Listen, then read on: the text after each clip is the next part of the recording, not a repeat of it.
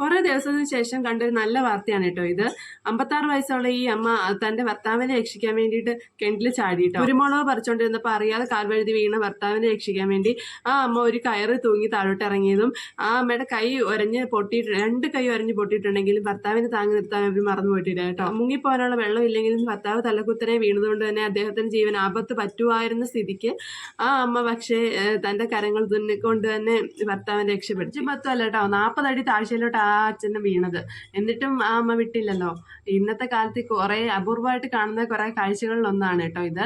കാരണം ഇന്ന് ഭാര്യ ഭർത്താവിനെ ചതിക്കുക, ഭർത്താവ് ഭാര്യയെ ചതിക്കുക, അഭിഹിതം ഉണ്ടാവുക, അങ്ങനെയുള്ള പ്രശ്നത്തിലൂടെ പോകുന്ന നമ്മുടെ നാട്ടില് ഇത് അപൂർവമായിട്ട് നമുക്ക് സന്തോഷത്തോടെ കാണാൻ കഴിയുന്ന അല്ലെങ്കിൽ മാതൃകയാകാൻ കഴിയുന്ന ഭാര്യ ഭർത്താവാണെന്ന് തന്നെ പറയാം. പരമശിവനെ കാക്കാൻ വേണ്ടിയിട്ട് ഒരു രാത്രി മൊത്തവും ഉറക്കളച്ച കാര്യം നമുക്ക് അറിയാവുന്നതാണ്.